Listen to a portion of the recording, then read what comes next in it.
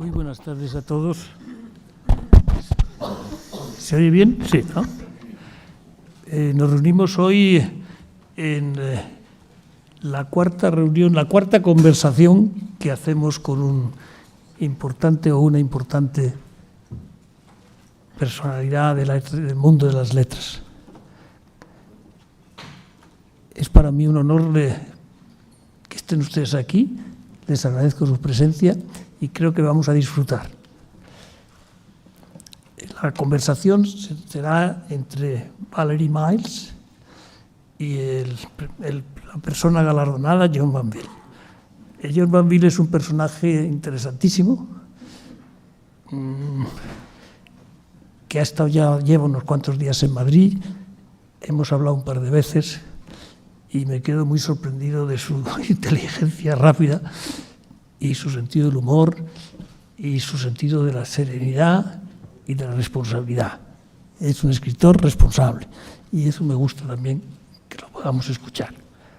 Pues poco más os voy a decir a ustedes, que la conversación está preparada y que le toca disparar la primera a ti, Valerie. Dispara.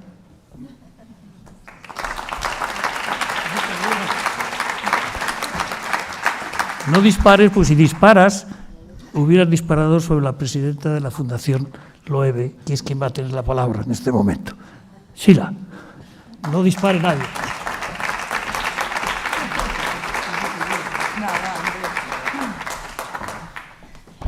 Bueno, muchas gracias, Javier, y buenas tardes a todos. La Fundación Loewe lleva 36 años apoyando la cultura en diferentes proyectos, en poesía, en fotografía, artesanía.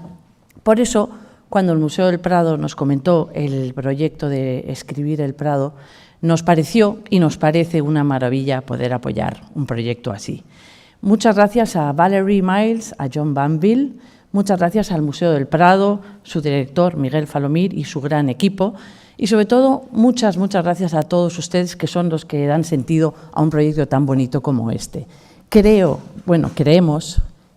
porque en la Fundación lo creemos todos juntos, que unir las grandes letras con un museo como el Prado es una cosa única. O sea que muchísimas gracias a todos. And dear John, it's such a great pleasure to have you with us. And thank you very, very much.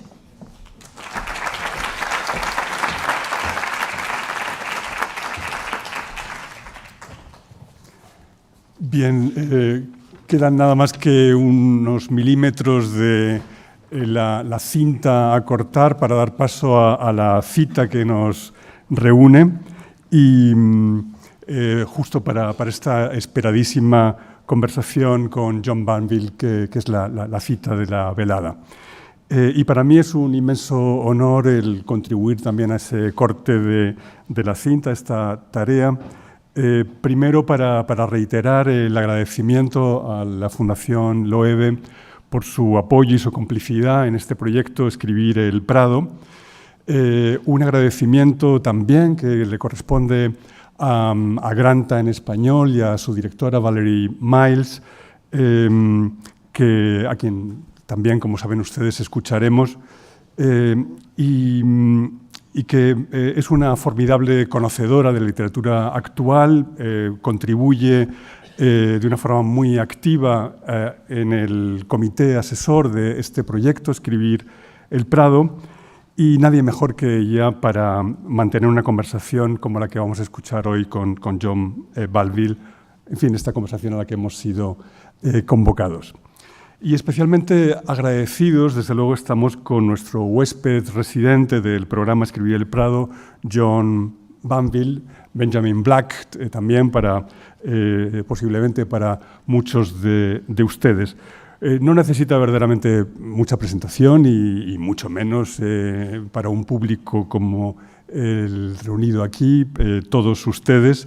Pero, en fin, recordemos que le fue concebido ni más ni menos que el premio Franz Kafka en 2011, que ha sido galardonado igualmente con el premio austríaco de literatura europea en 2013, que el año siguiente obtuvo el premio Príncipe de Asturias, Y esto se une a una serie de premios, a obras singulares como el premio Brooker para El mar, que obtuvo en el año 2005 y bastante antes el premio Guardian en 1981 para la novela Kepler.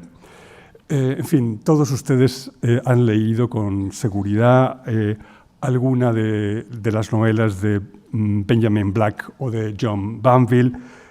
Pecado, Antigua Luz, Imposturas, están entre sus novelas así como más frecuentadas.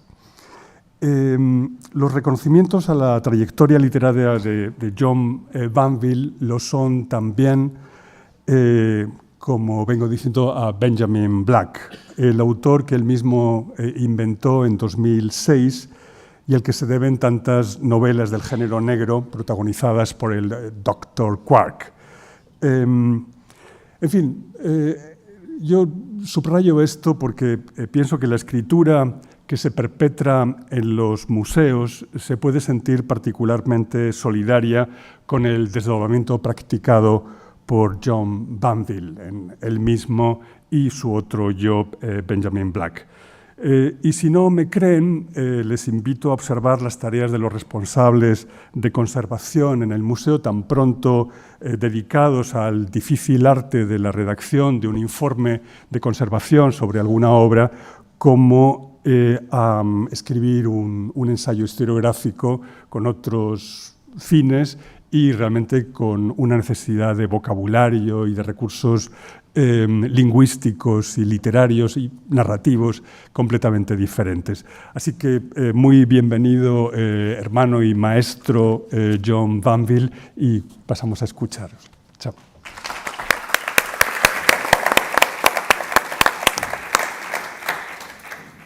Bueno, muchísimas gracias, Javier. Muchas gracias, Miguel. Muchas gracias, Sheila, Javier. Bueno, todo el mundo que está aquí. Hablo un segundo en castellano. Simplemente para decir, para mí es un enorme privilegio formar parte de este proyecto de escribir el Prado. Ya John es el cuarto residente o fellow que tenemos aquí, y la verdad es que lo que vamos aprendiendo con cada uno de ellos a lo largo del tiempo que pasan aquí en el Prado, y esta exploración continua del arte y la literatura realmente nos está enriqueciendo a todo el mundo. I will jump now over into English. Just let everybody know that, of course, if anyone needs the translation, there's some simultaneous translation. And welcome, John. It's such a pleasure for us to have you here. Oh, it's a great pleasure to be here. So I'm going to quote where part of our title has come from, which is, "Oh wonder, how many goodly creatures are there here? How beauteous mankind is, oh brave new world that has such people in it." It's William Shakespeare from The Tempest. Probably many of you think it comes from Aldous Huxley, and we'll talk about that later. But first, I would like to begin. We're going to begin talking a little bit about language. That is the writer's medium, since we're here in the Prado, and we will be talking about some of the confluences between language and art. We would like to begin, since we are talking with a writer, with the idea of language as a medium. John Banville distinguishes himself from all other contemporary Irish novelists, and probably most European novelists, by his level of intellectual culture, which demonstrates encyclopedic knowledge of the history of science and art, and in the case of art, both painting and literature. And in the case of the latter, evidently not English literature alone. John uses the English language in a country called Ireland. It's very odd happening that in Ireland, they have such a rich, long, incredible tradition of writers of the first order, And I'm going to just name a couple of them, and I'm going to quote very quickly, John and I have gone through the list, of a few writers who have given us quotations that probably we here in Spain have said innumerable times, without actually realizing that they refer back to Irish writers. There are writers like Jonathan Swift, Lawrence Sterne, Joyce, Beckett, Yeats, Wilde, Irish Murdoch, Edna O'Brien, a country of writers whose names you don't need to use. The surnames alone are enough. We have Sheridan Le Fanu, who said, "Knowledge is power, and power of one sort or another is the secret lust of human souls." Wilde said, "I can resist everything except temptation." Bernard Shaw said, "Youth is wasted on the young." Beckett very famously said, "Ever tried, ever failed, no matter, try again, fail better." And finally, Seamus Heaney, and these are just a few. We could go over and over. "At home in Ireland, there's a habit of avoidance, an ironical attitude towards the authority figure." So, John, what is it about Ireland, which has its own language, that its writers appropriate the English in a way that somehow almost supersedes the language itself? So did you say we only have an hour? Let's make it at least. Very quickly, the English language was imposed on Ireland in the 19th century. We gave up the Irish language during the famine between about 1840 and 1850. And the language that we got from the English was basic English, which was like the Latin of the Roman Empire. But the Irish language is a very dreamy, evasive, I always think of it as a mode of evasion rather than communication. And the English language that we got is language of direct statement, of orders, of command. And the tension between those two produced a new, for us, a literary language, which we call Hiberno-English, which is very beautiful and wonderfully rich medium, but it is entirely ambiguous. We love the ambiguity of language. George Orwell said that prose should be a pane of glass that you look through at what's being said. For us, it's not a pane of glass, it's a lens. And lenses distort, but they're beautifully polished. So I think it's a struggle with language, a struggle to find a mode of speech, literary speech, between those two mediums, between the Irish language, the Gaelic, which we call Gaelic, and the English language. But that has been wonderfully productive for us. This really annoys the nationalists in Ireland, who, all say, there was a disaster when we lost the language. And it was. To lose the language is a disaster. But we got English, and we took it, and I always say, look what we did with it. Exactly. Yes, absolutely. Well, not only the language itself as the medium, but perhaps we could talk about now, move into how art is such a fundamental part of your writing and your novels. You use the mystery of art, and what I think is very interesting that you talk about art as having a mystery to it, where sometimes we might think that art is something very obvious. You look at it at one moment and you see everything, and and it's didactic, and you explain the paintings. And literature, on the other hand, is more enigmatic. But you have the opposite take on that, which I think is very interesting.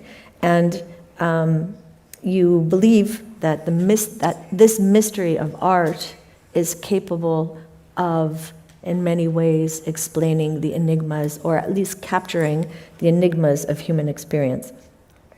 We could talk about Frames, the trilogy. We could talk about The Sea, and that you continue to believe that the languages of art have the power to illuminate and possibly even instruct, even if kind of at a tangential or at a slant. So tell us, what is the significance of art for you in your writing, using it in so many different ways? Well, when you say art, I presume you mean the art of painting, yes? For here, yes. Because mostly. there are many arts. There are many different types of art. I've always been fascinated by painting because it is, as I've said many times, it's the art of surface. But as Nietzsche, the great German philosopher Nietzsche said, on the surface that's where the depth is. I think that's true. We can't know other human beings.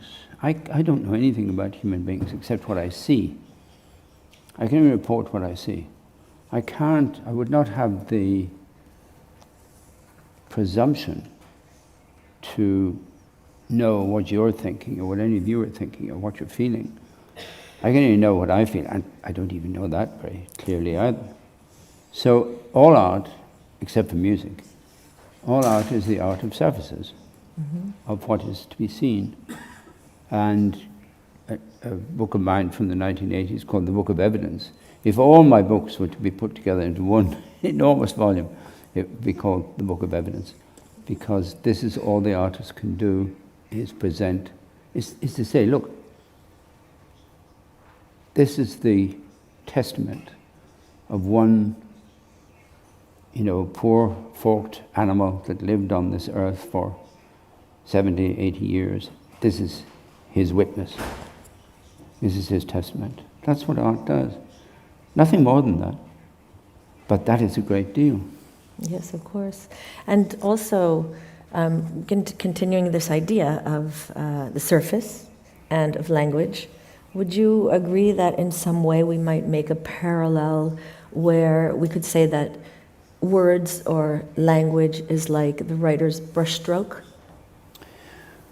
Yes, it is. I mean, I here at the Prado, I'm so privileged because I can go very close to the paintings without being arrested. And to see a brushstroke is an extraordinary thing, because apart from anything else, this is the brushstroke that the painter made 200, 300, 400 years ago. And because he was close to that canvas, there will be molecules of his breath still held in that paint. This is an extraordinary thing. You don't get this with a novel. I mean, a novel is a mass-produced object. But the painting, the aura of the painting, the essential there-ness. There's a word, and I apologize to the interpreter, there's a word in English, haexiety.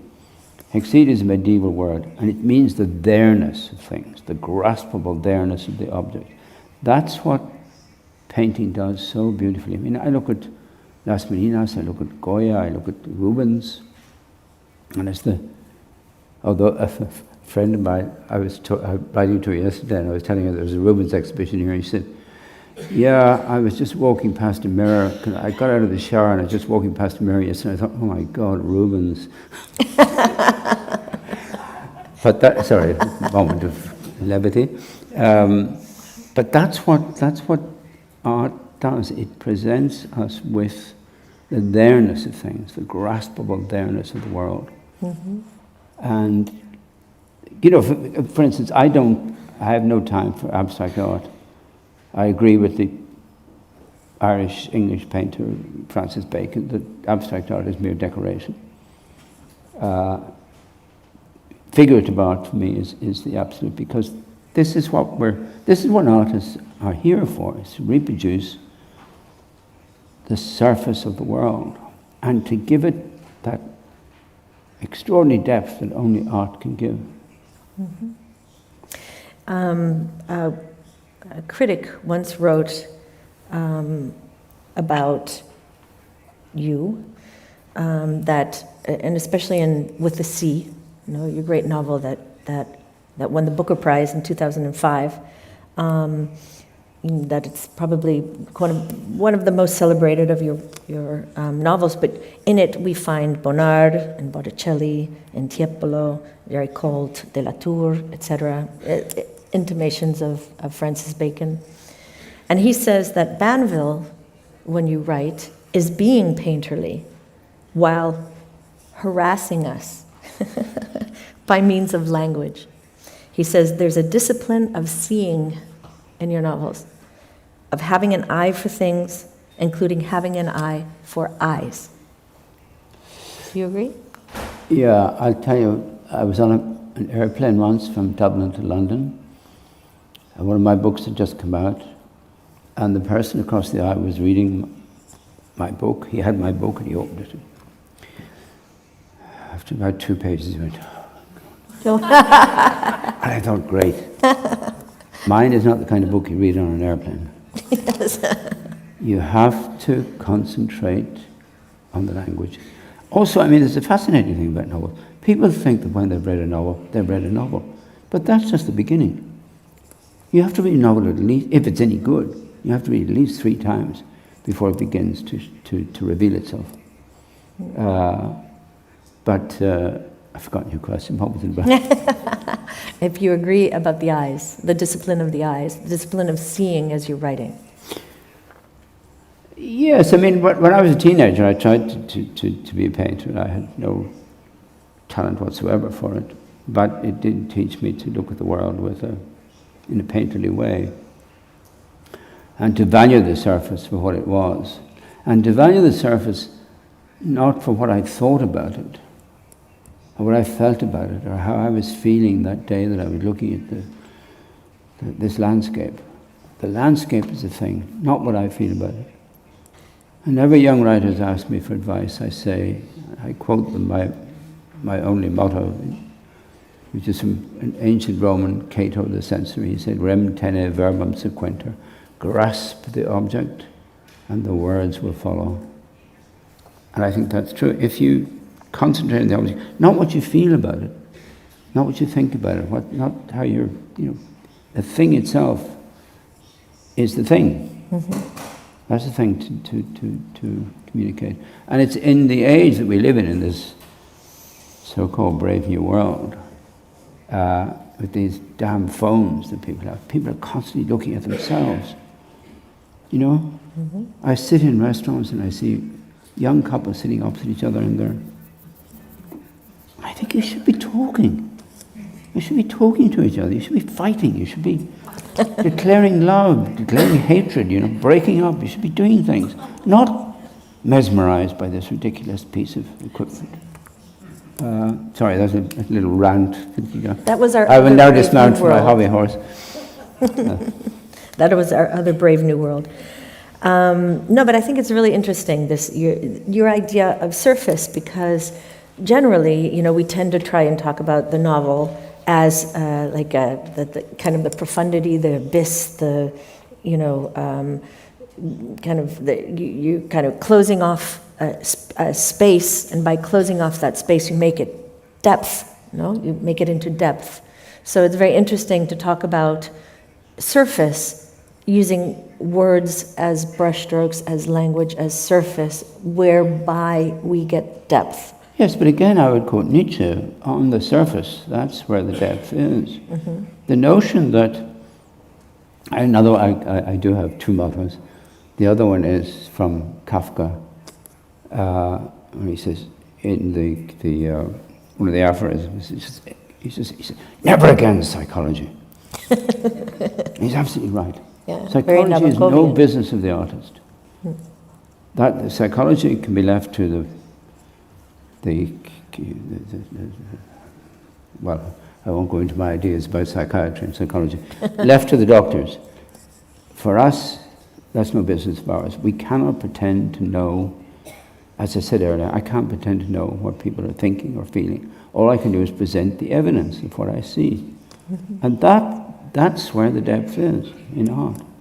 If, walk around the Prado, there's no psychology here. There's just surface. There's just surface. And the painters themselves may have thought that they were painting the inner selves of human beings. I don't know anything about the inner self of a human being. I'm not even sure that there is a self. To me, we present ourselves to the world as a series of manifestations, a series of attitudes, of poses. I go out into the world and, you know, I'm sitting here pretending to be myself. Tomorrow I'll meet my partner, my daughter, and I'll be another self. But I don't imagine for a moment that that would be a real self.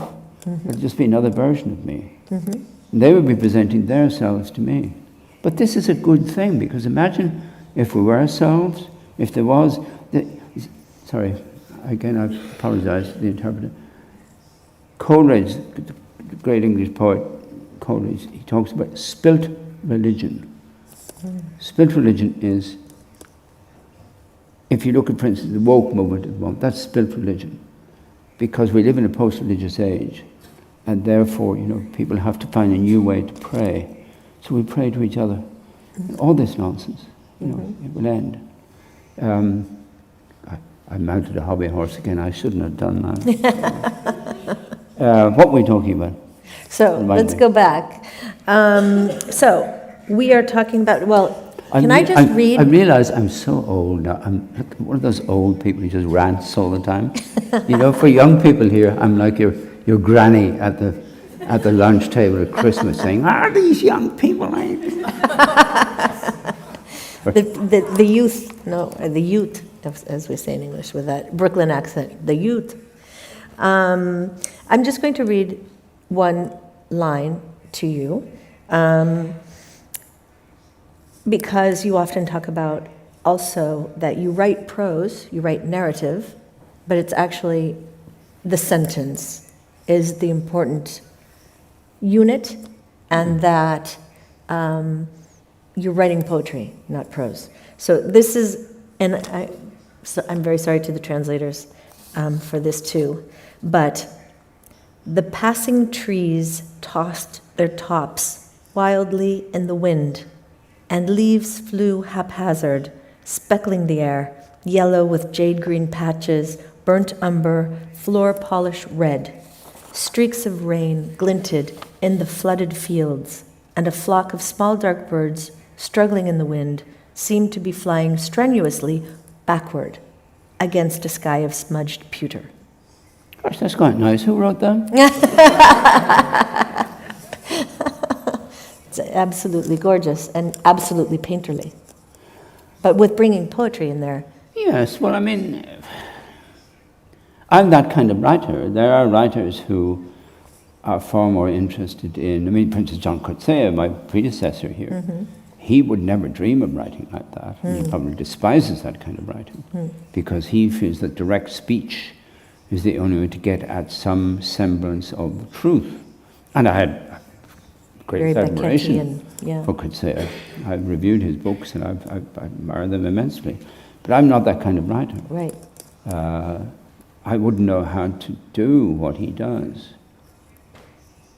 Mind you, I might do a pastiche one day. I would love to see a piece of writing that is Banville being Coetzee. You know, that would be perfect. I'll tell you, a friend of mine said to me one day, he said, you know, I read that book of yours, I tried to read that book of yours, and I couldn't. He said, you do too much. He said, I want to imagine what's described in a sentence. You don't allow me any room.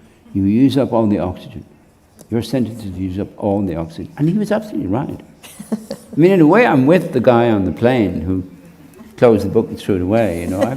I doubt I'll be able to read my own stuff. But this is the only way I can write. And this is the only testament that I can give, you know, of my little time on earth, is to say as richly and as precisely as I can what I saw.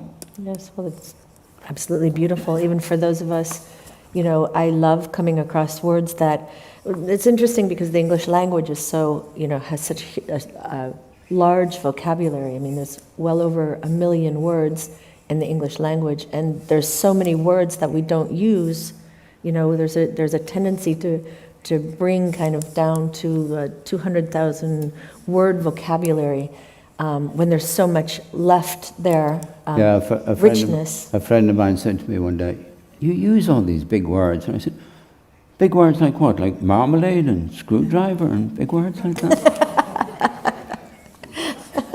Long words, yes. Well, I would say that we were talking about this earlier, and maybe we could just bring it up. The painter paints on a canvas, and the writer paints on the imagination of the person who's reading as a canvas. So, you know, Olga, who was here, Olga Tukarczuk, she said that she considers one of the greatest compliments when a reader tells her that I can see things, I picture things in my mind when I read you. Would you say that is? No, Olga Tukarczuk, she will suggest, my friend, who couldn't read me because he's too rich, he would read her, because she suggests, and could say suggests in ways that their imaginations are sparked. Mm-hmm. Yes. But I don't write like that. I mean, look, in a way I wish I could. I'd love to be able to write plain, but I can't. I put down a sentence and I look at it and I think, oh, all the things that can be done with just that one word, to elaborate on it. That you have to like that kind of writing. Otherwise, like my friend, read somebody else. Well, I think it would be really interesting as we move into talking about the paintings, some of your favorite paintings, that we talk a little bit about your relationship with El Prado, because you have been coming to the Prado since 1964. Yeah. So you have seen not only inside but outside the Prado change, and in kind of large changes in a society, you know, coming out of the lethargy of the Franco regime. And the paintings, you often have talked about how memory works when you come back to see a painting after you hadn't seen it for a while. Could you tell us a little bit about that? Oh yes, I mean, memory, my God, again, how long have we got?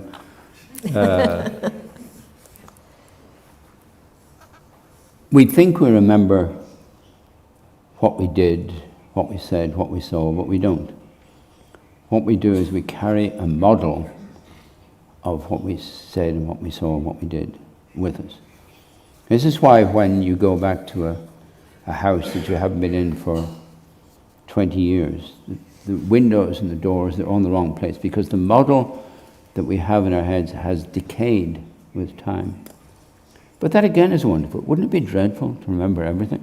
I mean, think of Borges' story, Funes de Memorias. To remember everything would be absolutely terrible. I always give the example, I was standing on a street corner in Prague, the old Jewish quarter, which is now completely gone. It's just an anonymous street corner. There was no traffic, there was no a breeze blew past. That memory is imprinted on my memory, absolutely. Why? Nothing happened, there was of no significance. Why have I chosen, why is my memory chosen to and I think that memory is rather like your pet dog, you know. It just, it picks on things, you know. This is good, I'll eat this bone, I'll keep this. Mm-hmm. So, again, our notions of ourselves are inflated. We're much less powerful than we think we are, because what we remember is essentially imagination. Mm-hmm. I think imagination is memory. We imagine the past. And we imagine the present as well. I mean, the imagination is the greatest faculty that we have. Greater than hearing, greater than sight, greater than speech. To imagine the world into existence. Mm-hmm. And this is what we do at every moment of our days. We imagine the world into existence. You know, I walk down the street to my favorite little bar down the corner, and I imagine it into existence. And we all do that. This is the great gift that we're given. My pet dog, I don't think he can do that. Maybe cats can. Cats seem to... They're closer. They seem to have cracked the secret. But because we got consciousness, God knows how we developed it, but we developed consciousness, And it is our greatest gift, but it's also our most terrible burden, because of course we learn that we will die. From the age of 5 or 6, you suddenly realize, my God, this will all end. And we live our lives with this thing at the back of our minds. But look what it forces us to do. I wrote a little play once about a philosopher, Martin Heidegger, and the great Czech German language poet Paul Celan. And they had a meeting. Celan's parents had been murdered by the Nazis, and of course Heidegger was a Nazi all his life. And they met for an afternoon at Heidegger's little house in the Black Forest. Nobody knows what they talked about. But I have Celan saying to Heidegger, why did you join with the Nazis? And Heidegger says, because they gave due weight to death. He said, death is the giver of life. Death stands by the elbow of the what do you call the person that delivers babies? Stands stands by the doctor delivering the baby, Yeah. and says, death says, give the child to me, because I will give it life. I will give it awareness. I will give it a sense of itself. And of course I'll give it awareness that I'm always here. But that is the greatest gift that we can have. The gift of the knowledge of death. And it's terrible, it's awful. I mean, but also, we wouldn't be us without it. Do you think we would... What was it you asked? Sorry. Are we? No, we're right there. We're right there, following the question. Do you think that... This is what paintings... is one of the great... The immediacy of a painting is that you look at it and you think, that was a moment in time. Mm-hmm.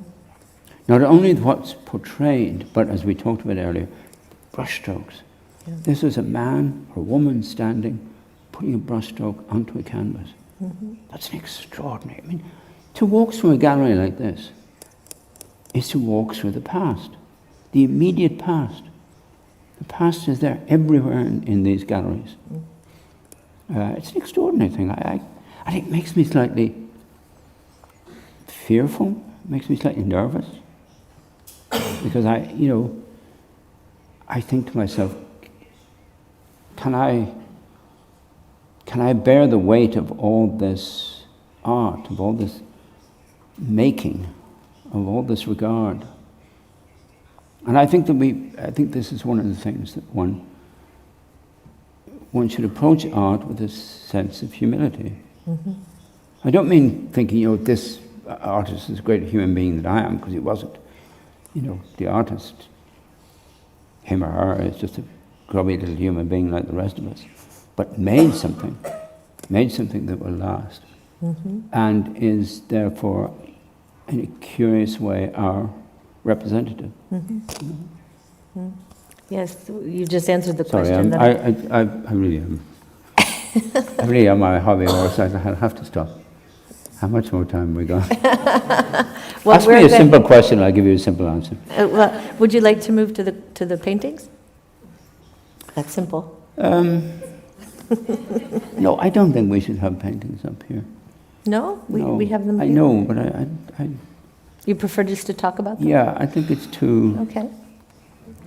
That's a very... Again, as I that is say- a very writerly... Yeah, but also, no, it's not to do... It's what I said, that paintings are...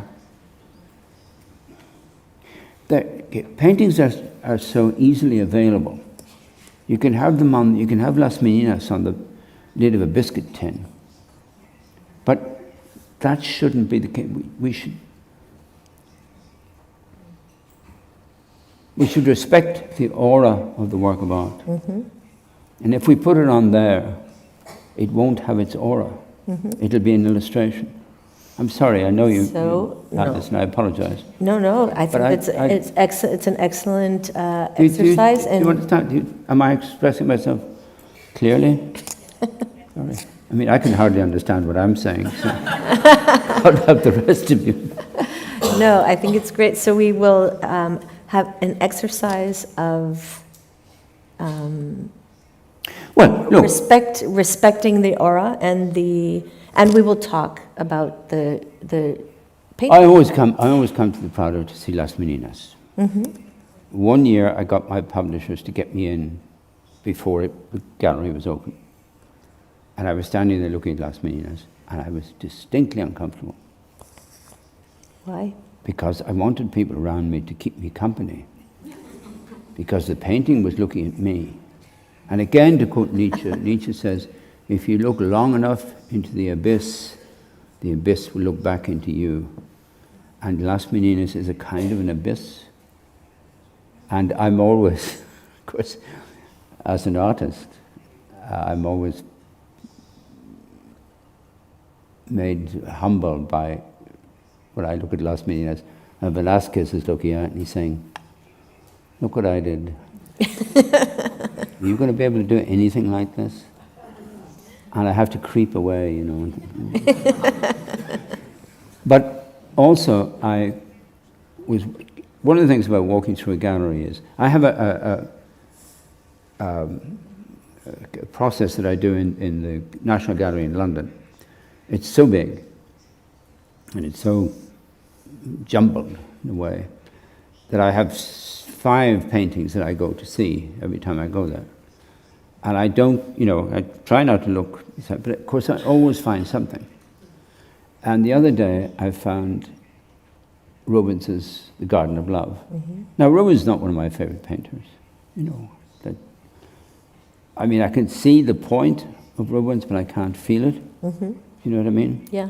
My painters are the Velázquez and the Piero della Francescas, the very cool artists who stand back and say, you know, here's the world. Whereas Rubens is saying, you know, come on in. Get rolled up in the world, you know, get you know, embrace one of these women.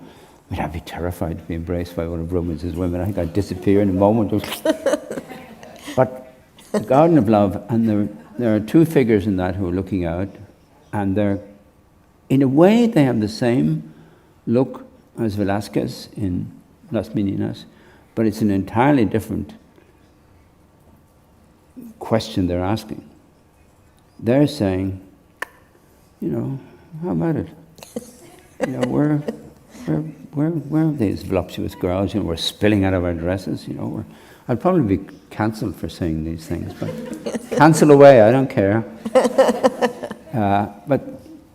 And curiously, by a wonderful coincidence, I was in touch with an art critic friend of mine, Jed Pearl, in America, and he was saying that he'd just been to the Prado last year, and that the picture he stopped at was Rubens's Garden of Love. So it's a wonderful bit of serendipitous coincidence. But that's the great thing about museums. And you know, in a way I hate the word museum, because museum always has connotations of death, of something dead. Yes. The great thing about paintings is that they are alive. Right. I was doing an interview yesterday with a journalist, and she asked me about still lives. Still lives. And I said, the point about still lives is they're not still. They're vivid. If you look at that Rubens painting in the exhibition that's just opened, you know, most of it is still life, and there are 3 figures up over here. But they're still life. There's nothing still about that. Right. All the animals in it are dead, but the way he paints them, they're vividly alive. The paint is alive. The whole thing is throbbing with life. That's wonderful. Sorry again. No, What did you ask me? No, that we're now going through our paintings, and you know, and what I just read about so the critic was pretty spot on when he talked about you looking and being a writer of the eye, you know, that you notice all of these paintings looking at you, you notice the geometry of the glances that are taking place on the canvas between the people who are there, and also the ones that are looking right straight at you, like in Velázquez's Bacchus, for example. Yes, and the wonderful thing about the work of art is that it is always new and it is always mysterious. the reason that we come back again and again to works of art, whether it's a Las Meninas or a great novel or a great poem or a great piece of music, is that it's not that it gives itself to us, it's that it withholds itself. Mm-hmm. The work of art is always saying, you cannot know me fully. Mm-hmm. That's not going to happen. And this is, you can know a piece of kitsch immediately. Right. You go, kittens, children, all that nice stuff. But a real work of art is saying, no.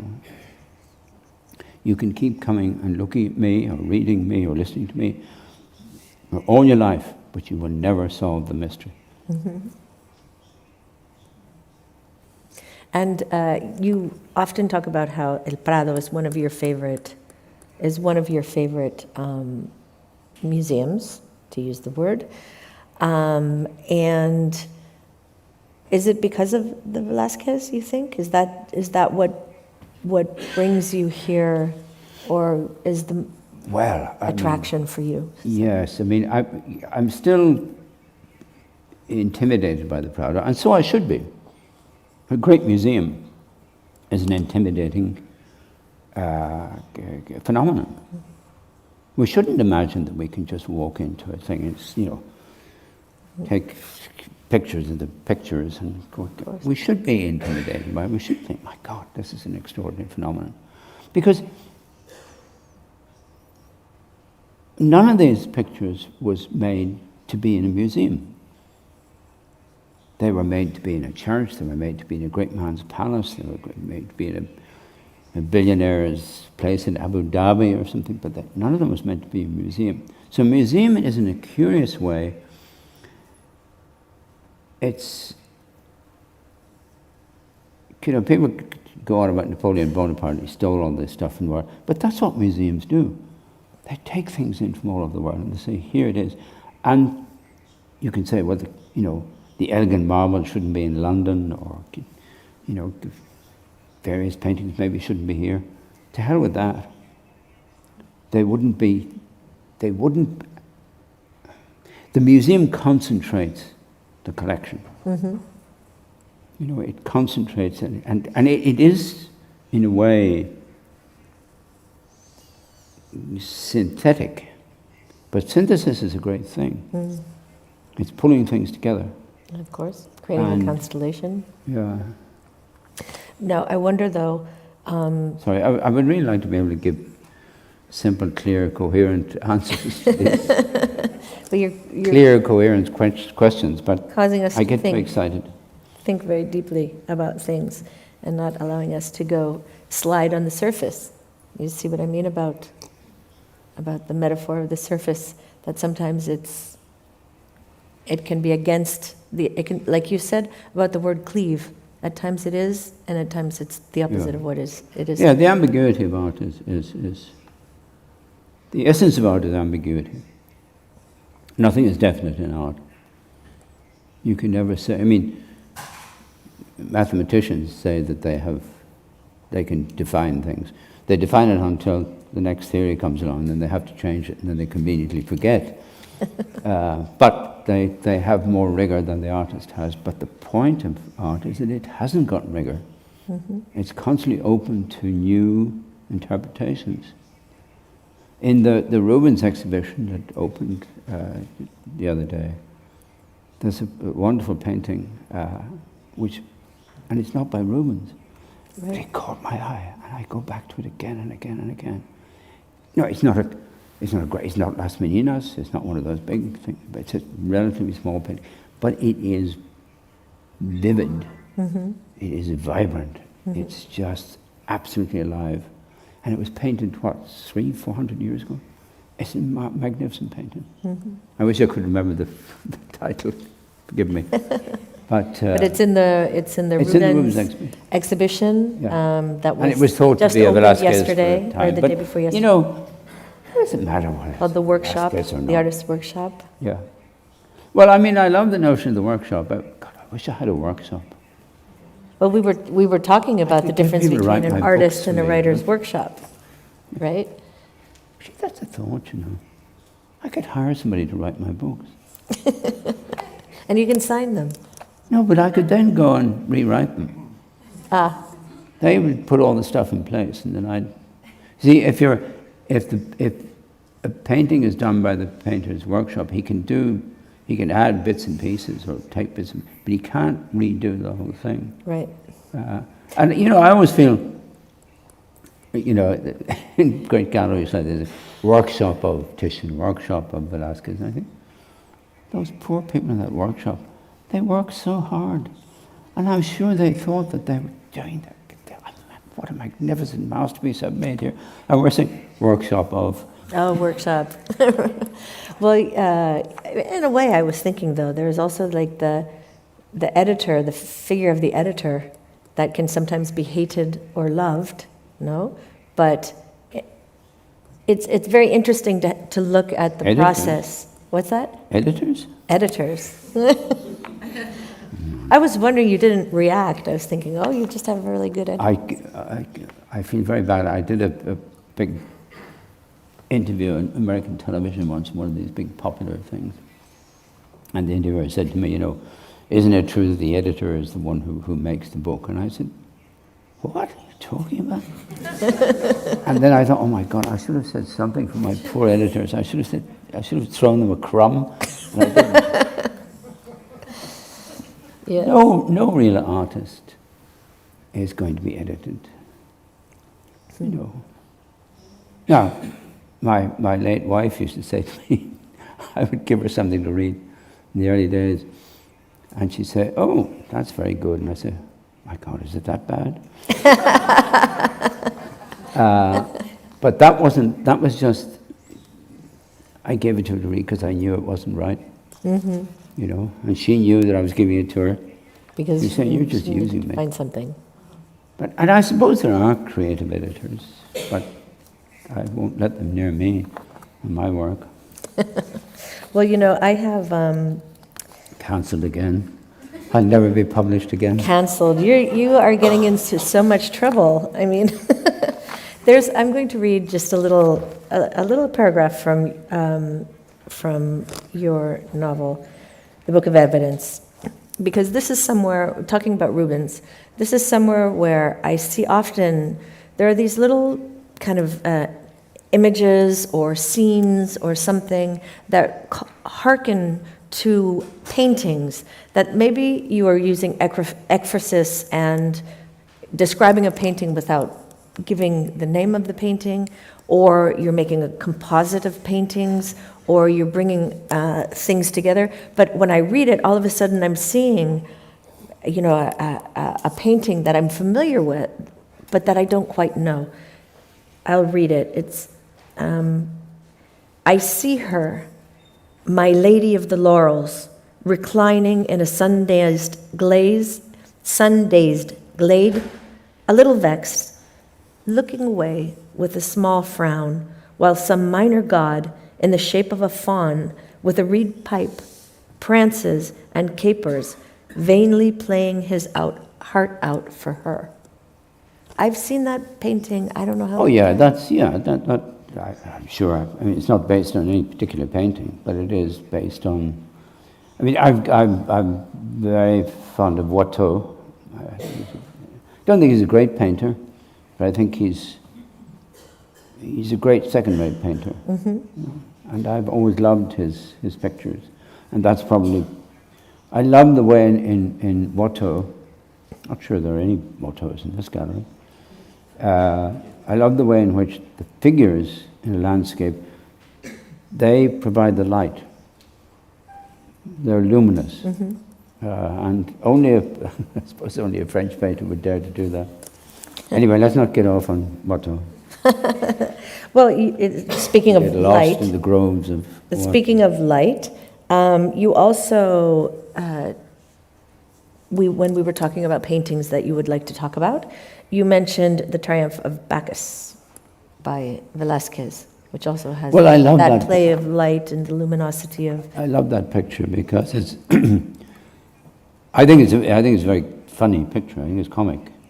We're talking about the time of Bacchus, where Bacchus is a rather pale, Rubens-esque young man, and he's saying, you know, they're all drunk. They're not paying attention to me. And the drunks are saying, yeah, we're all drunk, having a great time. The hell with the God. I think it's a marvelously comic picture. Now, I don't know if Velázquez meant it to be so, but I view it as a comic picture. Mm-hmm.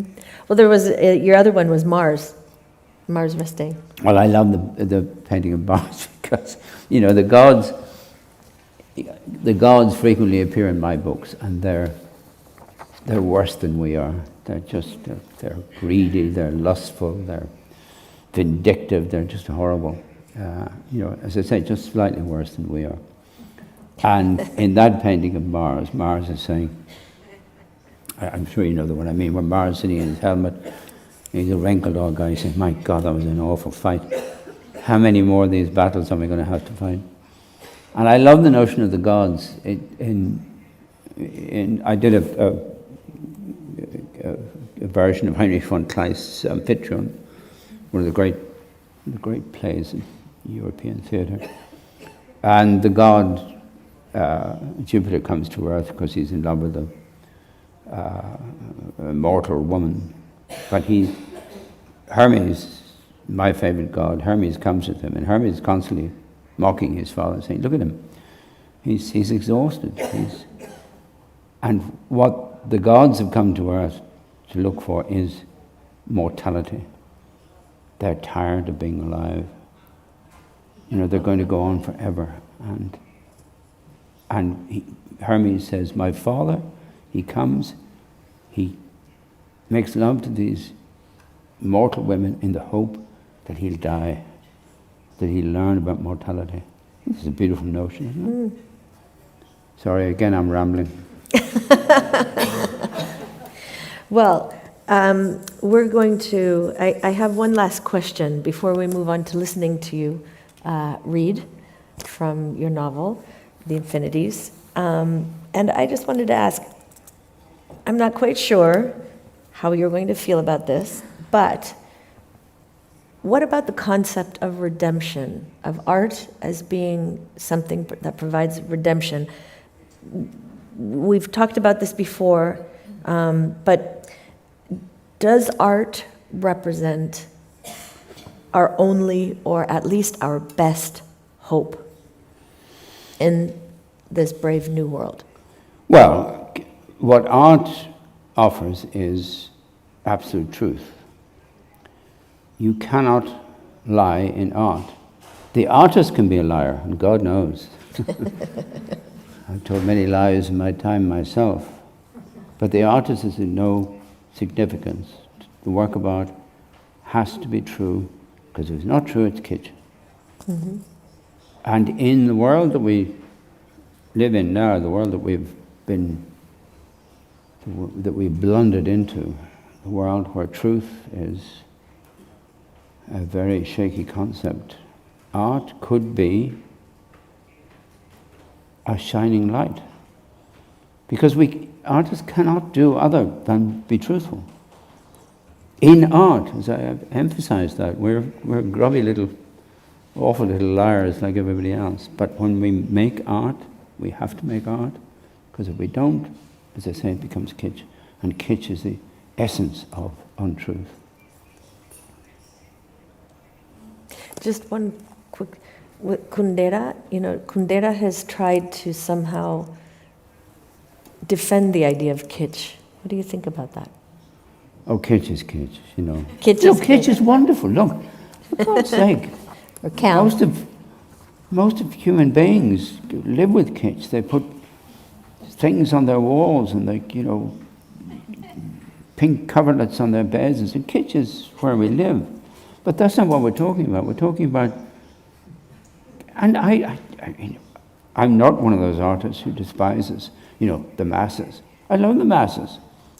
Yes, you like. But I sound like Trump there, didn't I? Vote for me. But for instance, I love the art of cinema. As we were saying the other day, the art of cinema is the poetry of the people. People are not intimidated by the movies.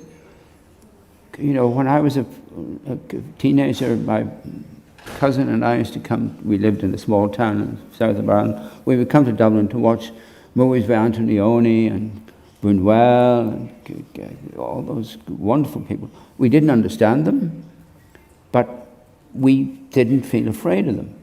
Whereas if we'd been presented with Las Meninas, we might have said, oh, well, I don't understand that. The great thing about the movies is that everybody can understand it. Yeah. Sorry, was that what you were asking? No, that's what I was asking exactly. No, because we've been talking in the past couple of days about how you... Redemption, I don't think, is available to us. It's like that wonderful thing that Kafka said, remember? Max Brod, poor Max Brod, he was so dull, he was such a good man. But he said to Kafka, so there's no hope, is there? Kafka said, oh yes, of course there's hope. There's an infinity of hope, but not for us. So there is redemption, but not for us. But not look, but on the good side. you go and stand in front of Las Meninas or the Garden of Love or that wonderful painting by the painter I can't remember. That's a kind of redemption. For a moment, this is all we can hope for. We're not going to be assumed into heaven like the Virgin Mary. This is not going to happen. We're going to die and we're going to be gone. But for that moment, that's redemption enough, isn't it? I would think so. And you know, it's not just in art. People get it in sport. You know, a huge 40,000 people sitting at a football match, and they're getting that's how they get their sense of the aesthetic, of the beauty. In English, soccer is referred to as the beautiful game. I don't know anything about sport, but I can understand that so it's not just art. Shall we read from your... I will read one paragraph from this book. Would you set us up a little? Seamus Heaney's wife, Mary, who was one of the funniest human beings I've ever met, she said, she used to say, there's no such thing as a short poetry reading. So I will make this as short as I can. This is from a book called The Infinities. The god Hermes is speaking here. And that's really all you need to know. Of the things we fashioned for them, that they might be comforted, dawn is the one that works. When darkness sifts from the air like fine, soft soot, and light spreads slowly out of the east, then all but the most wretched of humankind rally. It is a spectacle we mortals enjoy, this minor daily resurrection.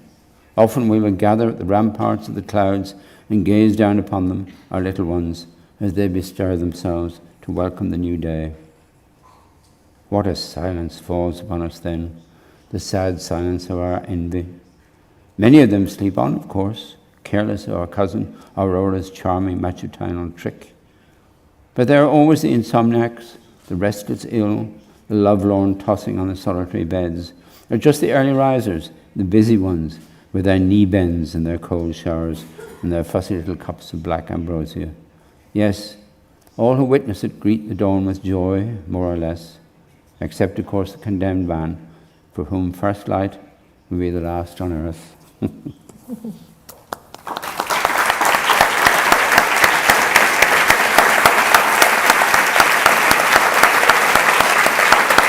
you. Thank you, my dear. Well, wasn't she amazingly generous? Well, I went with it. Yours is a hard job. I actually had a script. Occasions like this. Well, I think it's wonderful, actually, that we brought a little bit of John Berger in here, actually, in case anyone noticed.